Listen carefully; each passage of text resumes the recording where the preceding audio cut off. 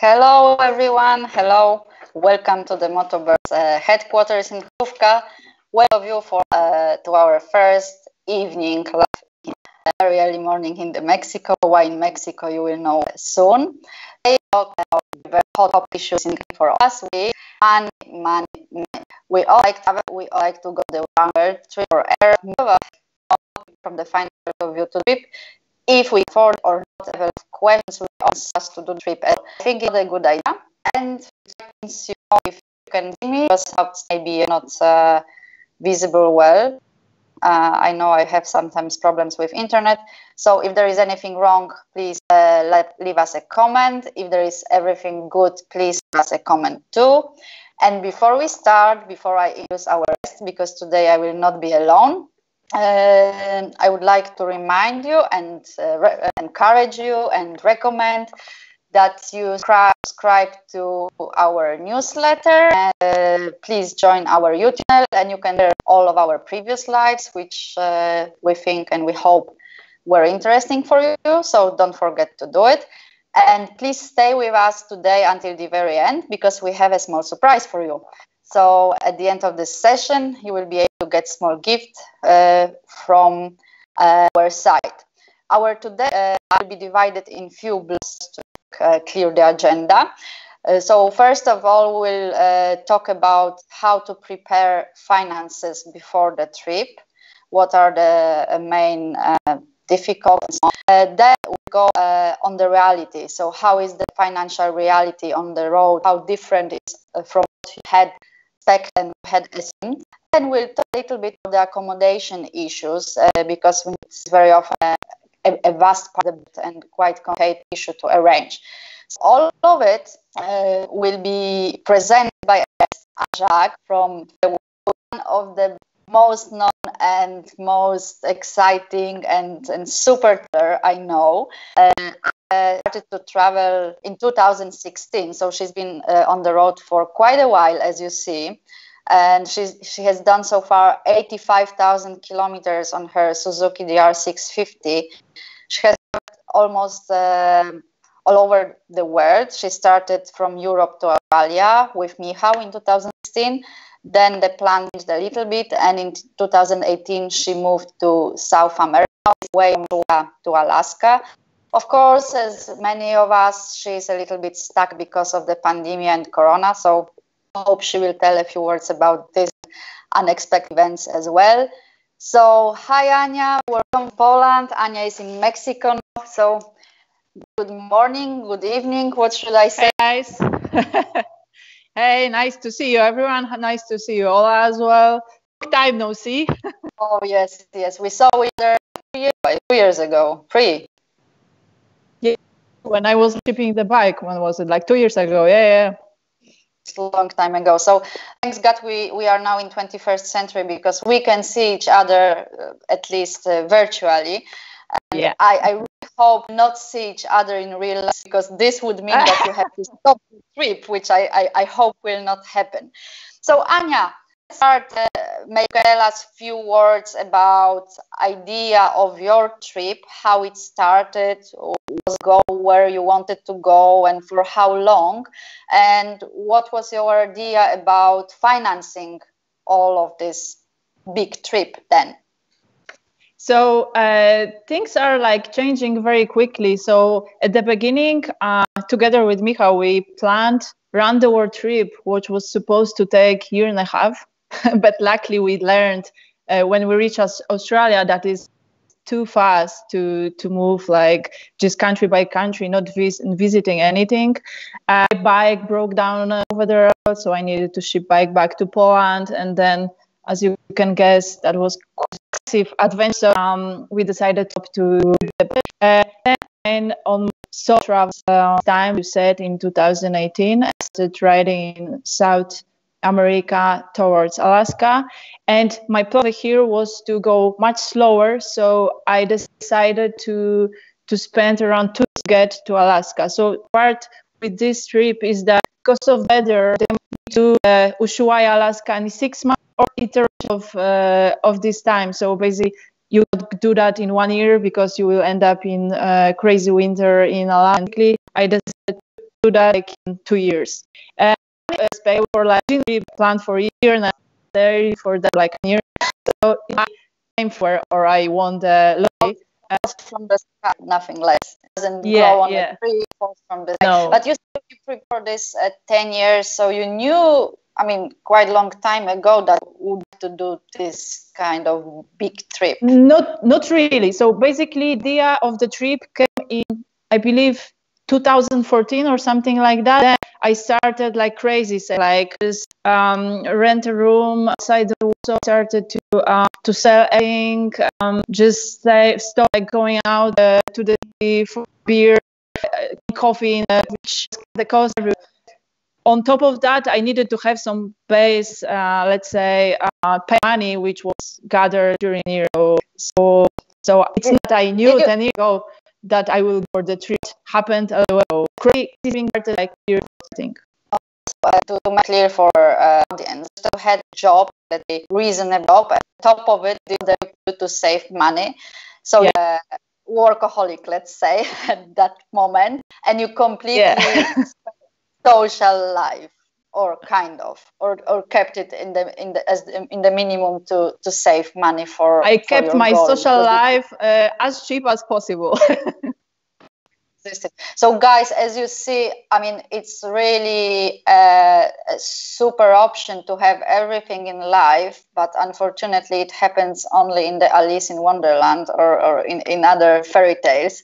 So if you really want something badly, like for example around the world trip or anything else, you really have to focus on what you want, and other things must unfortunately go in second, third, and further places, and being very, let's say, disciplined in the finances, you can actually save the money for what you want. So you cannot go every second day for a party, for a beer, or for a dinner into the town, and then go to the trip, unless you win the lottery, or maybe there are some other means, but you are rich, or maybe you are lucky in any other way. But as an average person, forget about it. So it's not easy, but it's doable.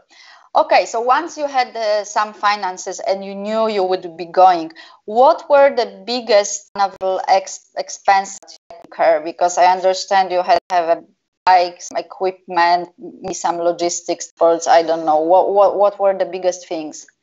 So basically, of course, you need to have like the bike, the gear, and everything. So that takes some funds, but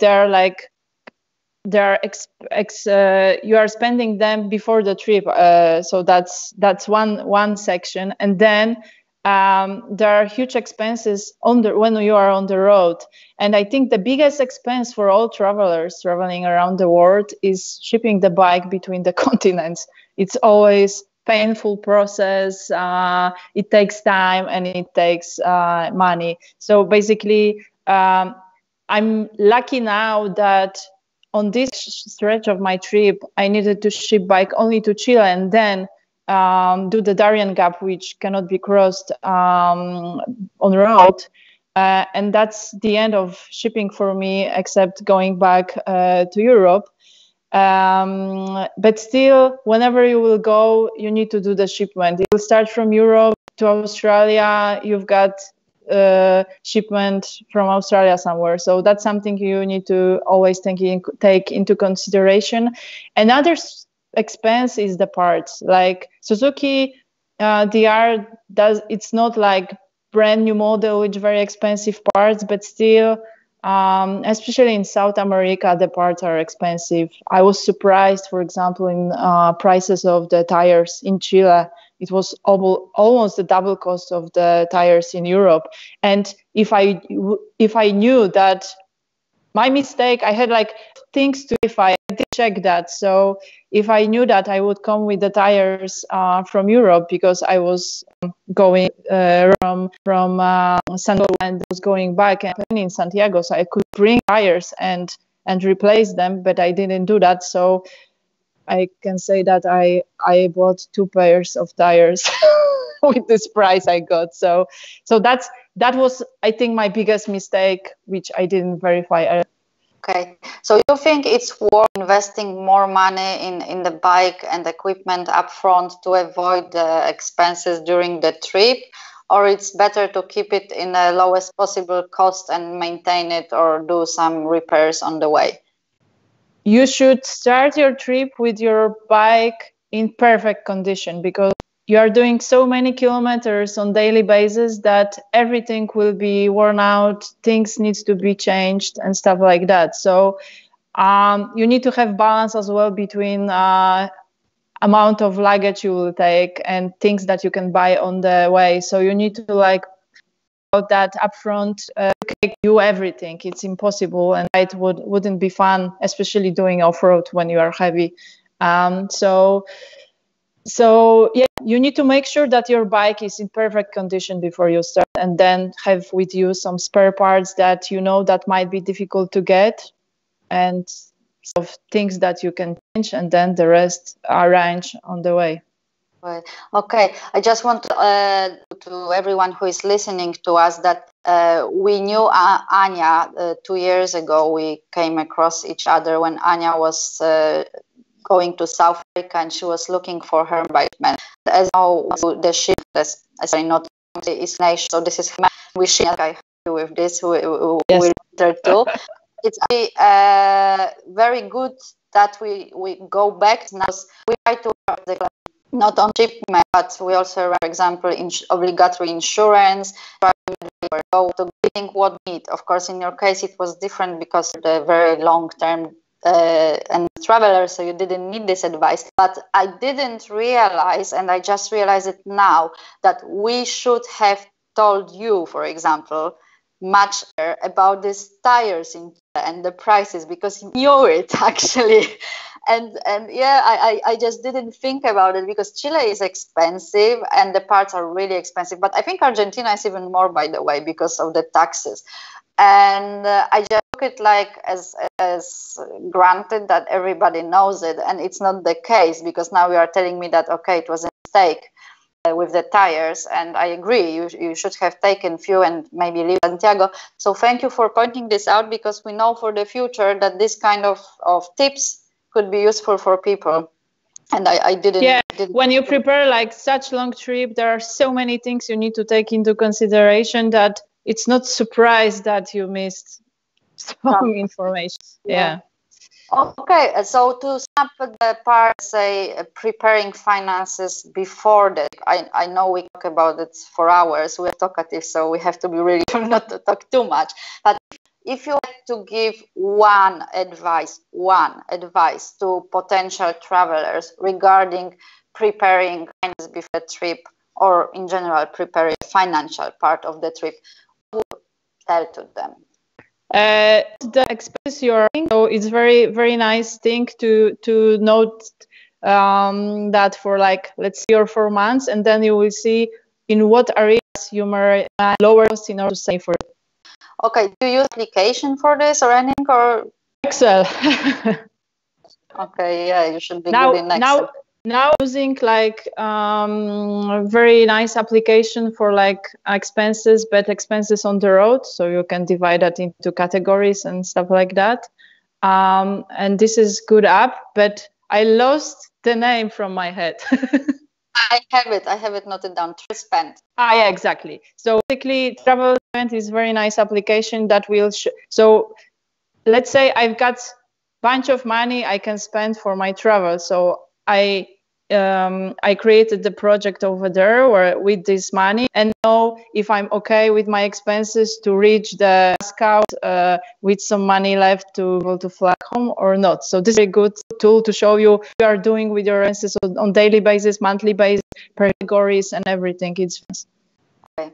So guys, you should use any application. I assume, and I'm sure there's of them now available to basically control your daily, but even before the trip, so you will know how much and where you can live. So this is, I think, the most important points about the preparing finances upfront before the trip. If you have any questions, write down in the comments. We'll answer to them at the end of our conversation. So let us know, and please also let us know if there is anything wrong with the sound or with the view or anything, because we don't want to talk to ourselves only. It's great, but it's good if you can hear us. If everything is fine, we can go ahead. So now we are going to the, I think, even more interesting point, which is financial reality on the road, because very often we prepare ourselves as good as we can, and we think we know everything, and we assume a budget or mid-budget. Sometimes when we finally set off for the reality is far away different from what you. So my first question is very practical. What is your daily budget during the trip, and is it the same number as you assumed before, or you had to adjust it? Yeah, so my daily budget is $30, but it includes food, accommodation, shipment, all of the bike, and unexpected expenses. So basically, it's everything. So it's not I'm spending $30 per day for hotel and in a restaurant. This is everything. And luckily, it was my estimation, and I'm like going according to it. I learned a lot during the trip to Australia, so that's why it was much more easier to create such estimation going on parts in America. For example, you spend on one day 15 hours because you are in the country and you sleep in the nature. Like you can afford some luxury to spend more, or you just try to keep this safe? I cannot do that, because I know that there will be one day that I will spend $1 for 5 years. All this is included. So I'm super happy when the days. I try to have always the day below the assumed debt, to be sure that I've got enough money to do the maintenance or do the do some needed shopping and stuff like that. Or something. Celebrations are also very important, so I'm doing that from time to time. I know. Anya, we have a question that's related actually to financial reality on the road. The question is, do you have a wallet with fake money or old outdated credit cards just to, for the safety reasons, or how you arrange this kind of money things, or you don't? Basically, I'm not bringing everything in the wallet. So I've got one part is stored different, somewhere very hidden the bike. I'm keeping the money, part of the money in my luggage, part money in wallet, and I've got, I believe, three debit cards just in case one of them is lost or eaten. When I was in Bolivia, I had like. In 2 weeks, my 2 cards were eaten by ATM, and I was left only with one, which was supposed. Sorry? I thought eaten by an animal or by no. So I was left with one card which was supposed to expire in 1 month. So that was funny. So it's very important to have many cards, because all our banks in Poland, I believe it's in around the world, they will be sending you your new card to your home address. So basically, then you need to run providing the cards place where you are located. So, but no, I don't have any fake cards, fake wallet. I heard a lot of stories about that. But I need to say I was lucky during whole trip throughout whole South America, Central America. I didn't have even one situation where I was being injured. So maybe that also didn't make me feel there, and I invent things to have like the fake wallet and stuff like that. But I was thinking of that before I was leaving. So I think the longer you are on the way, the more relaxed you are. Exactly. So you guys, it depends a lot on approach. All of us, I remember myself, are really afraid of money and safety before we start the trip. So we expect all the worst scenarios, that we will be robbed or attacked or I don't know what. But the reality is that most of the people are really, and a lot of depends on on your attitude and how is your approach to people. If you are friendly and open, the biggest chance is that they will be friendly and open too. Of course, it doesn't mean go in the most dangerous place in there where you are. You should be reasonable, but to be, let's say, too cautious and to eat, I fear, not help. My personal like this, I keep wallet this in with. I like that. Okay, I would ask because your trip have been both of them very, very long.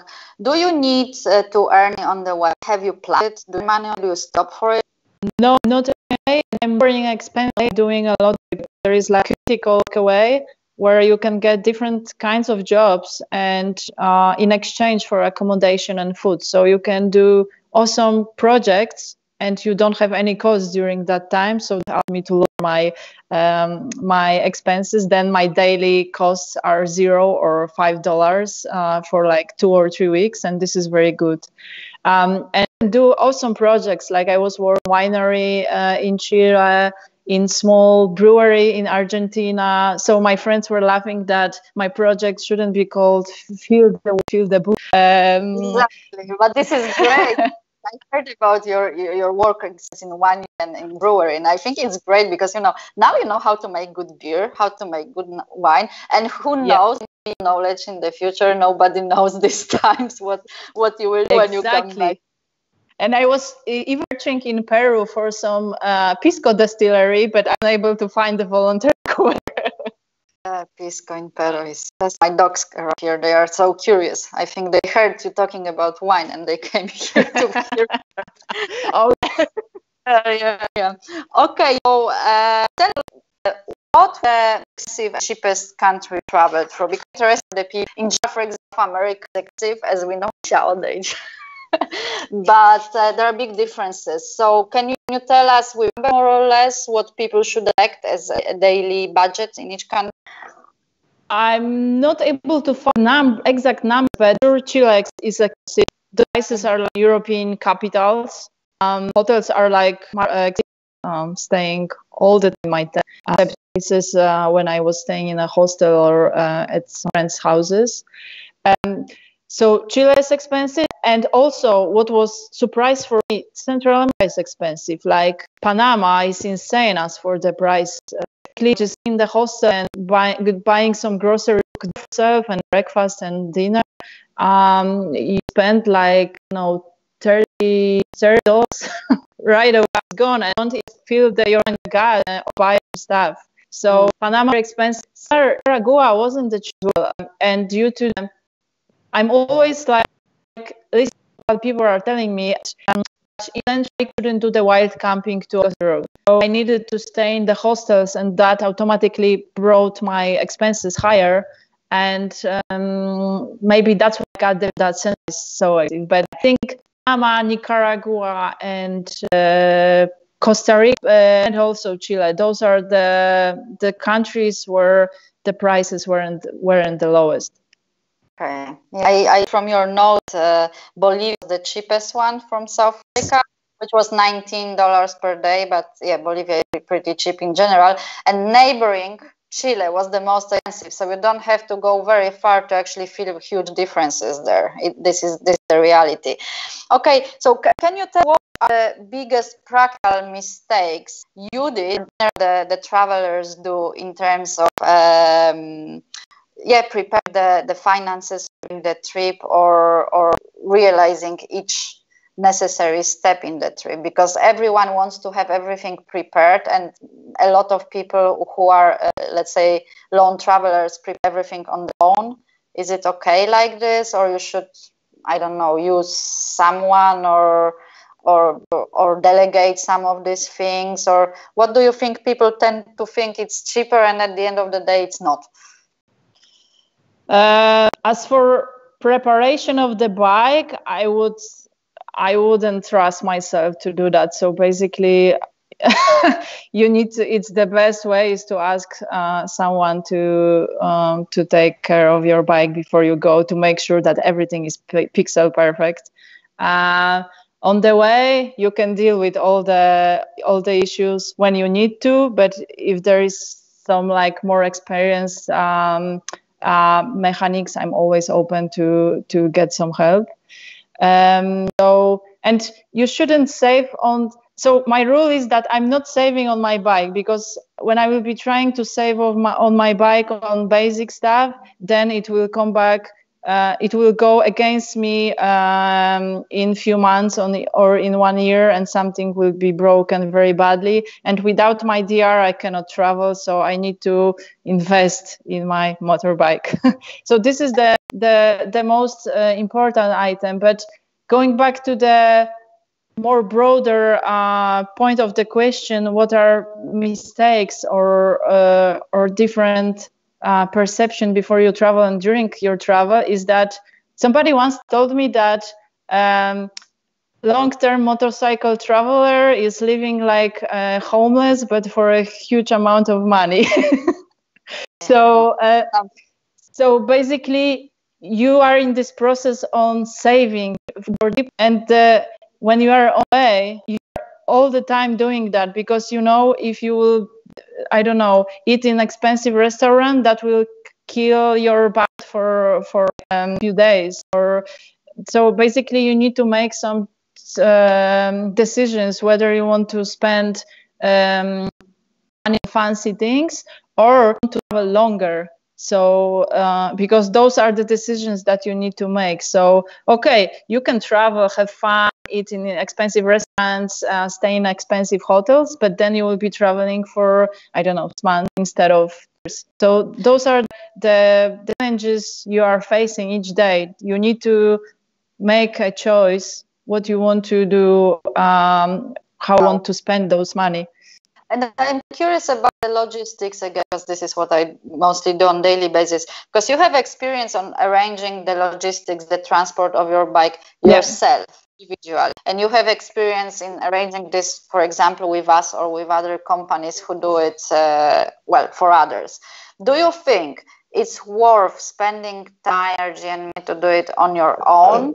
Or you found that at the end of the day, it's not that cheaper, or it's too much time or nerve effort? So not everybody is able to understand this logistic jungle and rules. I mean, of course, it's not science, but it takes more time, and I think people tend to think. It's my experience when I was still a traveler, and I didn't do it as a company yet.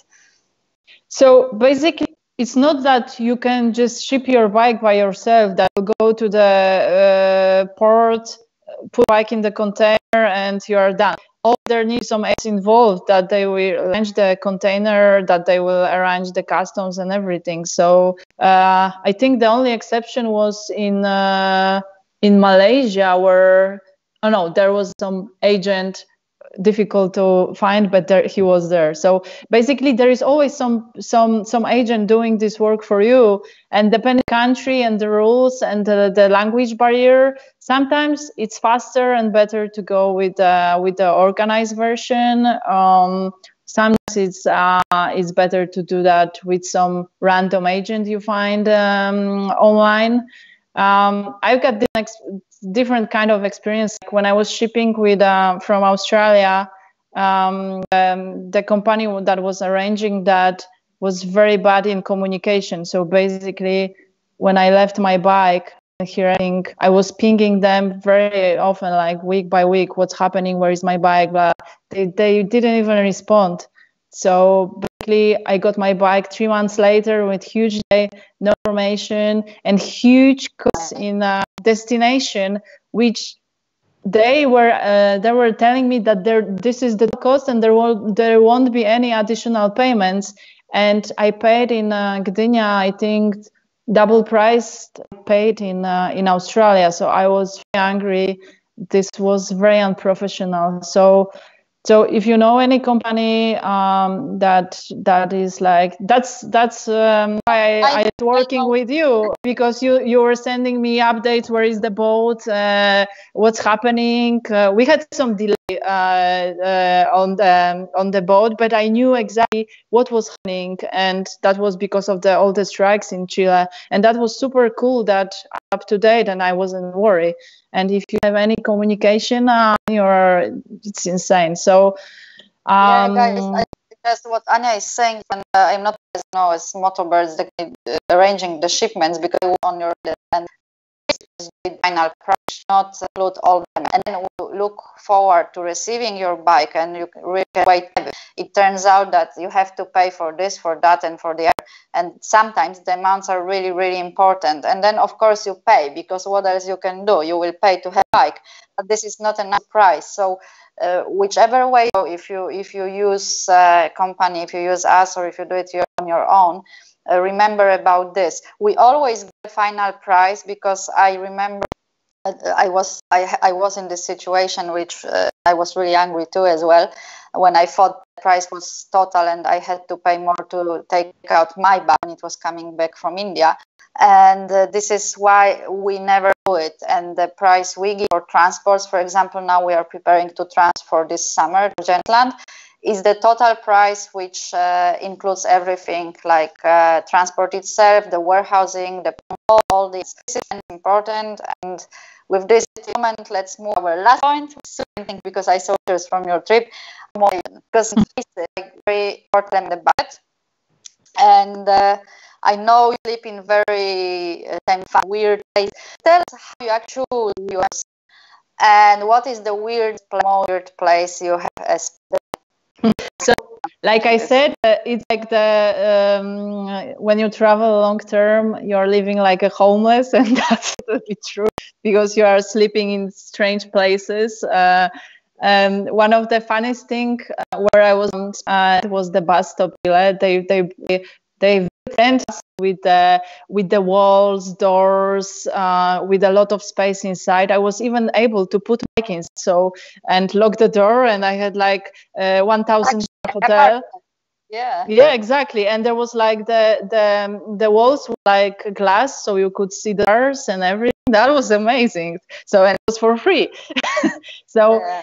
I'm very often using the application Overlander, which is awesome in South America. So basically, you've got different categories of accommodation over there, like organized campgrounds, wild camps, and places like some nice on iOverlander. So my Bible, which I'm traveling with. So I'm never planning everything long ahead. I'm just, when I'm like close to the time to some place to stay, just browsing the application, works offline, and I'm looking what are the options in the area. So like one I'm remembering today, one Mexico was driving 7 hours in 70 rain. I was 3 meters, freaking cold. Boots are taking water, my gloves are wet. Like I didn't even breathe because it's frozen already. And I found on iOverlander some pinpoint saying that there in this village there is like the guy, which I'll put, and he's like and I there looked at me and like, oh, you forgot the keys of my caught with the fireplace, everything. I poured down some very money. He get like this. I paid really over there, and I think that's the best place for me. Like, well, and you are thinking for hours why you are not traveling in such condition, then you are getting the this fireplace and this awesome cottage. That good one. Yeah, these are the rewards. So application you can use it in order to find nice place to sleep. Anya mentioned about iOverlander. I will actually use it too use it offline. It's super useful. We'll post the name later on in the comment. You can of course say worldwide. You can use application. I think it's Bank Biker. No, this is all thing as well. Yeah. You also for Worldway, which is like your connection for food and accommodations. So you have a lot of options. Now Anya is stuck at Mexico's border, and she is waiting, for the border to be open to be able to continue. So we can manage this because which will close. So guys, all please fingers for Anya, and you. Trump when the only 2nd of June.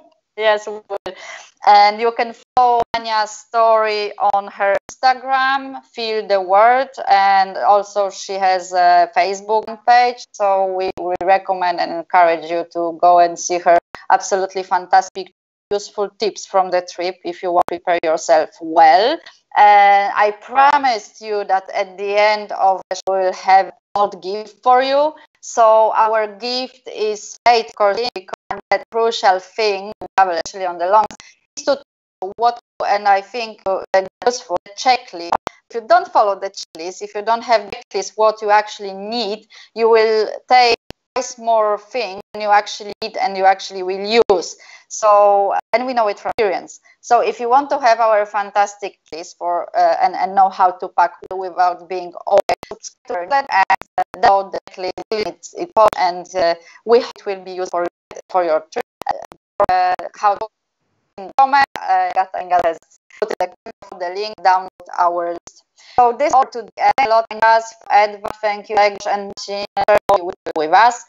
I found it interesting. For Mom, share the roles, also traveling, and very often he to camp and because to like you. So we invite you for our next lives. Now there will be every Tuesday in the evening. We will create events so you can subscribe to them, not to forget when all on our YouTube channel or on our fan page on Facebook.